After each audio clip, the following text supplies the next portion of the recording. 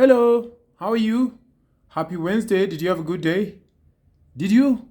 Wonderful. My name is Eric. Thank you so much again for choosing to hang out with me. Today I woke up feeling blue.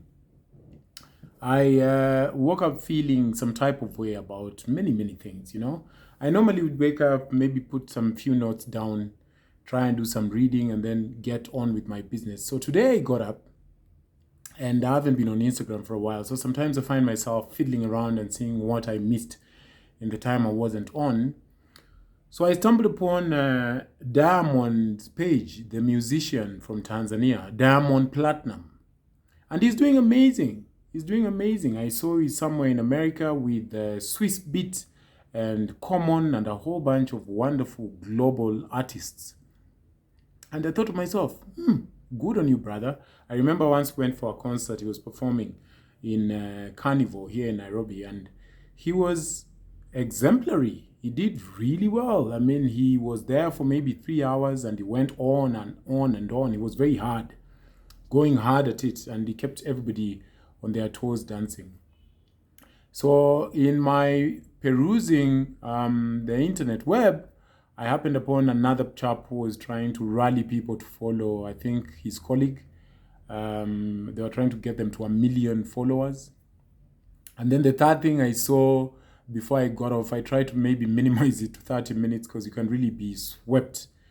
I saw a random person, I don't know them, but they were dressed in a very nice shirt. He was in an office and he was speaking with a very laid back voice in his voice, and he was sort of, I think, a marriage counselor. And then I saw like maybe 36,000 people were tuned into that. And so later on, I logged off, went on to continue the book I was trying to finish. But those thoughts kept lingering in my mind. I was just like, oh, somebody is in the heart of America doing big things. Somebody else was shy, maybe a few hundreds to hit 1 million followers on Instagram. Another person has a solid 36,000 people waiting for them to speak. And so I was just thinking about how easy it is to compare. It is very easy to compare. Because the next thought in my mind was, what about you, Eric? What about you? And I quickly caught myself before I could slide down that terrible route of comparison. So I had to shower because I had a meeting. So I went to the bathroom and I realized that I'd run out of my bathing soap. So I went to the pantry and I picked a box of soap and I unpacked it. So as I was removing the soap from the box, it hit me that, look, Diamond is in a white Rolls Royce in DC or wherever place he is in America, and you have soap. You have soap, Eric. And so it put me in perspective. And that's what I want us to talk about today. I want us to talk about happiness. I think sometimes we think, as I often did in the past, that happiness is some place you'll get to, or a status you'll achieve, or a destination. So that if you're dating, you'll eventually become very happy when you get married. If you've graduated college, you'll be very happy when you get employed. Or if you're a sophomore, you'll be very happy eventually when you graduate. And I think it's a very dangerous way to live. At least from experience, I think it's very dangerous. I like to think of life as a journey more than a destination. So that if you and I are leaving to go to Mombasa, and for some reason our car gets spoiled in Mtito one day, we don't stop and build a house in Mtito one day, or we agonize and get really depressed. We could look for somebody to fix the car, but use the time to maybe grab a bite or call family back home or in the village and have a conversation about these misdemeanor or anomaly as we await to finish the journey.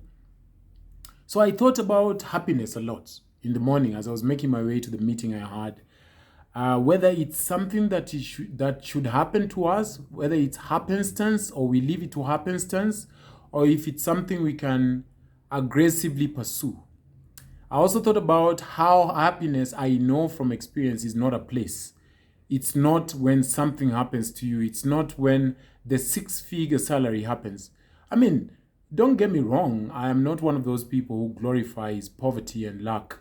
I don't romanticize luck. There's no virtue in poverty. I'm not for it. I hate poverty and luck completely, and I try work so hard so that I don't find myself in that very uncomfortable situation, because poverty gives you horrible choices. You have to choose between tea leaves and salt, and you need both, right? So you need to fry your eggs and salt it with tea. So poverty puts you in such a precarious position. I don't like poverty. So it's not about romanticizing either or. I'm just talking about the need to understand where you are and to be happy in every level of the place you might be at.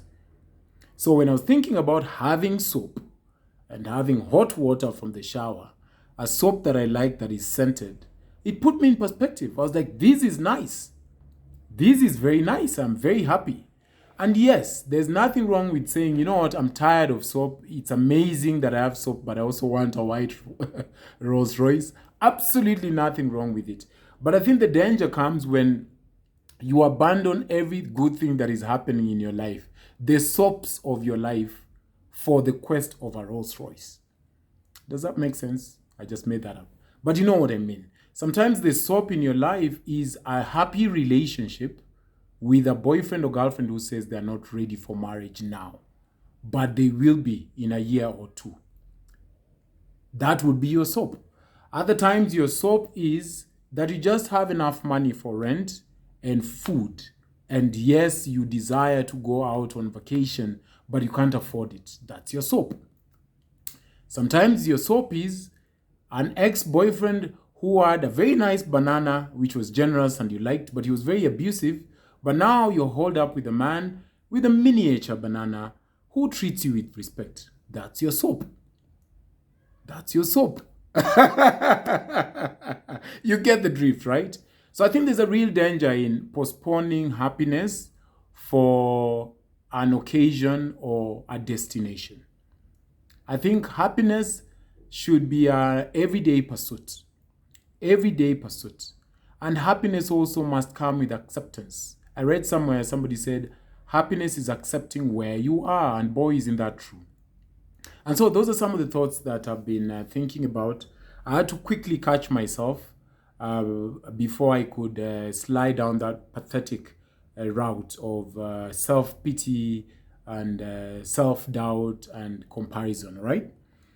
A while back, I happened upon something I wrote down again, as it's a habit of mine now. If you've been following the series, you've noticed. I wrote down these maybe easily 7-8 years ago. I don't know where I got it from, but it would suffice for this conversation. Ways to be happy. And I think they are very simple, but quite excellent, if you ask me. Number one way to be happy, all right? Free your heart from hatred and stay away from trouble. Now, when you have a soap and you really desire a Rolls Royce, it is very possible that if you don't watch it, you can do everything and anything to get a Rolls Royce, even when the time doesn't permit for you to have one yet. If you wait around, the Rolls Royce will come. So if you don't know how to celebrate a soap, you could start doing crazy things like stealing or envy or doing a tender or getting corrupt money, and then you'll be arrested, and then you stay in committee for a long time because you're trying to hook up a quick tender for 200 million so you can get a Rolls Royce, while you could have just smelt your soap. So free your heart from hatred, including hating on people who seem to be doing better than you. Celebrate them instead, all right? And stay away from trouble. Second way to be happy, live a simple life. Whatever simple is for you. Simple doesn't mean poor, no. Simple would be you are having caviar in your local restaurant in the heart of Lavington, or you've gone for a cup of tea in a local kibanda in your hood, or you've had a beer with a friend, a beer that you can afford without getting money from a mobile lending app, all right? Just a simple life. Choosing the shirt you can afford vis-a-vis the one you really want which you can't afford. A simple life. Living in a neighborhood you can afford vis-a-vis moving to a place you can't afford. A simple life. Eating a quarter meat that you can afford instead of having a girl you're trying to impress over and borrowing money you don't know how you'll pay to buy them pizza and a bottle of wine which you can't afford. A simple life. Going to Naivasha, which you can afford, instead of going to Mombasa, which you can't afford. A simple life. So live a simple life. That's another way to be happy, don't you think? Free your mind from worries. We don't know about tomorrow. It's a lie. It's a lie. Stability is a mirage. Safety and storing away money is a good practice, good, healthy financial practice, but none of us can say with the accuracy of a Jewish prophet that we know what is going to happen next week on Monday. None of us knows. So worrying is self-defeatist. You needn't worry. Be happy instead, as the song says. All right? So free your mind from worries.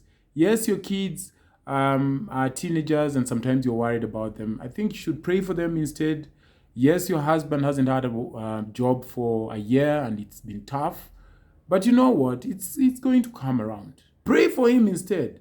Yes, your wife has a challenge with drinking and it worries and bores you. Pray for her instead. Don't worry. Just try and be happy. Worry won't fix it. Do what you can. Leave the rest to God. Yes? Have a deep relationship with God. That is very important for me. Whoever God is for you, for some of us as Christians, is Jehovah. Other people, it's maybe Allah if you're Muslim, if you're a Mormon. Whoever God is to you, have a good, deep relationship with God. All right? And then finally, and I think equally important, expect much less than you deserve from people. It's another way to be happy. Expectations breed disappointments, especially from people I've learned. I'm reading a book now by Adam Grant. It's called Give and Take, I think. So, and he talks about 3 tiers of people, especially in Silicon Valley or just really around the world. There are takers, givers, and matchers. Matchers are given to reciprocity. So you scratch my back, I scratch yours. And then there are givers who give without ever thinking about, whether you're going to give me. They just give, they're generous.